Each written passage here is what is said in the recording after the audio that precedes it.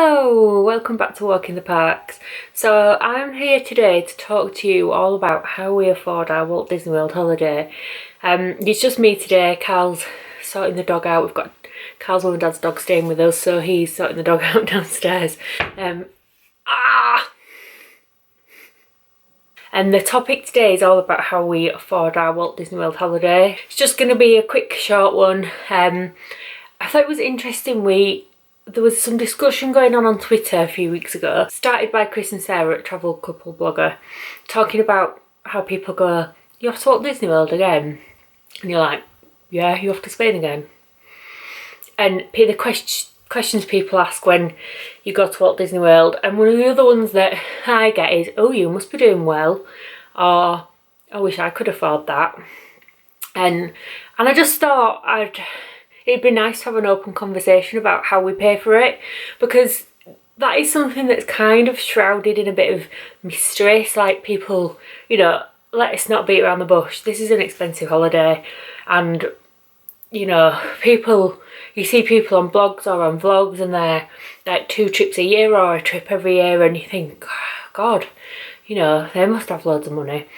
And we don't, and we managed to afford it, so they assume, oh well, they've probably got 20 grand's worth of credit card debt. Also not the case. And that's, it's an assumption people make.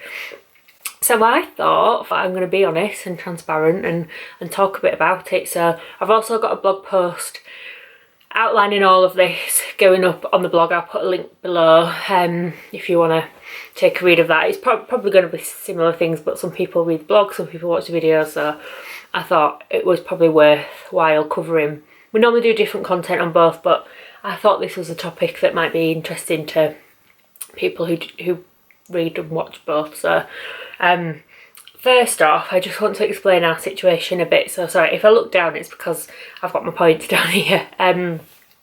Carl and I are not rich. So I work for myself.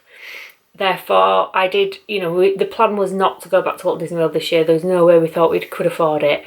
But I did a bit of extra work that was, that paid for a good chunk of it. And Carl's bonus paid for a bit more. So that helped. But we are in very moderately paid jobs. We have we pay rent, we pay all our bills. We're not living with parents and therefore have loads of spare cash. We work in average Joe jobs, just average people, and this is how we've managed to afford it. So the first reason why we can afford it is because we don't have any massive car payments. We have not prioritised a car, we've prioritised a holiday. So we are both driving around in one car, which is my old Polo, 7 years old, which I own. So all we pay is general maintenance, tax and MOT. This has changed actually. Now we've paid for the holiday, we are getting a new car, but at the time we've been struggling with one car, Carl having to get up an hour or set off an hour early for work to drop me off before he goes to work. It's been a struggle, and it's been a choice not to get a new car because we had the holiday to pay for. We've had to make that decision between we battle through and we car share. I mean, Carl works nowhere near where I work. So he starts work at 8:30, he's dropping me off at 7:45, and I'm doing an extra hour work that I'm not being paid for, because that to us has meant that we've been able to afford the holiday. We wouldn't have been able to if we'd have had car payments. So we are getting a new car now, but that's the first thing, is that £300 a month in 12 months would pay for our 2 weeks in All Star Sports, our dining plan for 2 people, and our Disney tickets. The second thing is we don't go out. We don't have much of a social life. We might go to Nando's once a month. We might go to McDonald's if we're out late. We might go to the pub, but we don't go out drinking. The last time we went out drinking was May, and it's now September. If we go out to eat, it's in, like I say, it's like Nando's or Pizza Express with a voucher. So we prioritise saving for our holiday over going out and really doing anything while we're at home, and that's our choice. A lot of people love going out. I was driving down one of the busy streets in Leeds last week because it's near where I work, and there were all these people sat on the pavements, glasses of wine and food in all the restaurants, and it looked lovely, but we just don't do it. And I was thinking while I was driving, that's why we can afford to go to Orlando, because we don't spend money on really much else. And that kind of brings me to my third point, which is we choose experiences over things. So we don't, I don't spend money on clothes. If we buy clothes, we pick stuff up in Asda, unless it's something that we really need.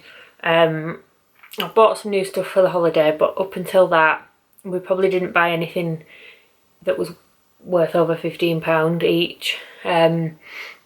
My jeans are from Asda, my shoes are from Asda, or New Look or Sainsbury's. I used to spend a lot of money on makeup, so I might have not thought anything of buying a foundation that was £28. Don't do that anymore. I get it all from Boots. So it's an active choice that I'm not going to do that anymore because I want something else more. Number 4, we don't have any other holidays. So last year we went to Orlando, and that was our honeymoon, and that was the only holiday we had. I went to Tenerife with my mum for my birthday, but my mum paid for that, so that was my birthday present because I turned the big 3-0. We've been for a weekend in Blackpool, a night in Blackpool, a night in down south, south to me, probably not south to you, in Birmingham. We went to Alton Towers. That's it. We don't, this is our one holiday. So if I could understand if you're the kind of person who likes doing lots of other things and doing lots of city breaks, you might be like, how the hell can they afford to go to Orlando? But we don't. Where you might spend £800 on a 4-day break in, I don't know, Belgium, other people go on a lot more holidays than us and go, oh my god, you can afford Orlando. Like, well, yeah, because we don't do anything else. So obviously that's how we afford it, because we go nowhere else. Because I'm self-employed, anytime I don't work, I don't get paid. So I actually, apart from Christmas, haven't had any time off since like November last year. So I'll have worked pretty much 10 months without any time off, because we haven't been anywhere that's not taken more than a night. Number 5, we're a lot smarter at food shopping. We were found when we did our budgets for this trip, this trip came at a cost, and that was we need to cut down what we're spending by X £100 a month. And the majority of what we were overspending on was food shopping, so nipping to Asda, nipping to Morrison's. You can easily, this week we haven't done a food shop and we've probably spent £100, maybe even more, probably more like 130. So what we started doing is shopping in Aldi. Even if you don't like shopping in Aldi, do a Morrison's shop online or whatever your supermarket of choice is, because you won't get tempted to buy things and like buying ready meals, like so expensive. Yesterday we were in Asda's and I was looking at, I was going to get a quiche for my lunch, £3 for a quiche. Whereas if I was doing a food plan, I would never put a quiche on a food plan, I'd just make my lunch. And that has been a massive change for us and has saved us quite a lot of money, because the food shop has probably gone from spending, say, about £130 a week to £70 a week.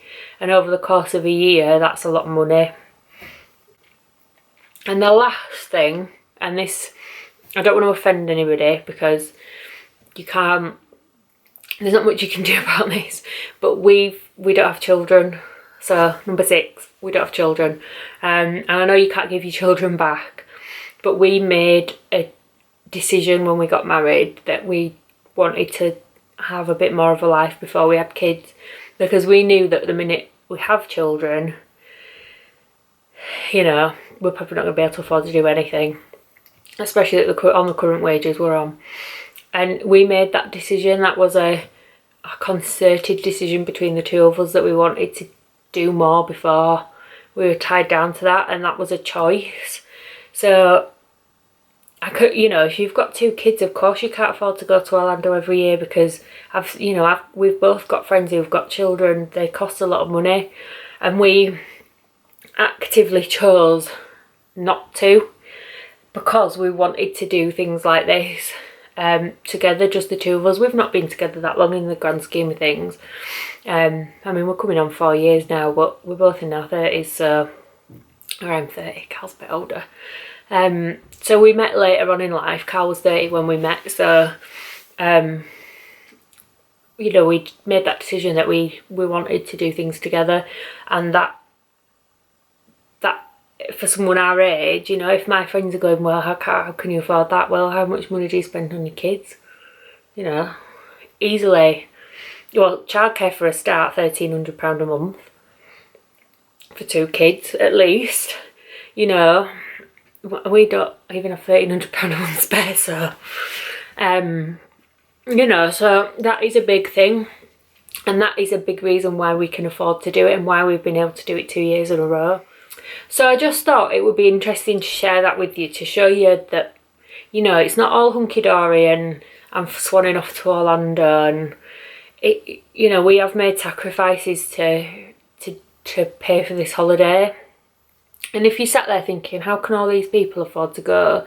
Well, that's some tips, I guess, of what you can do to save the money. And if you think, if you looked at your bank account and totted up how much you might have spent on makeup, clothes, meals out, a trip anywhere overnight, a car, you know, you probably could easily say over a month that might be £300, not including the car.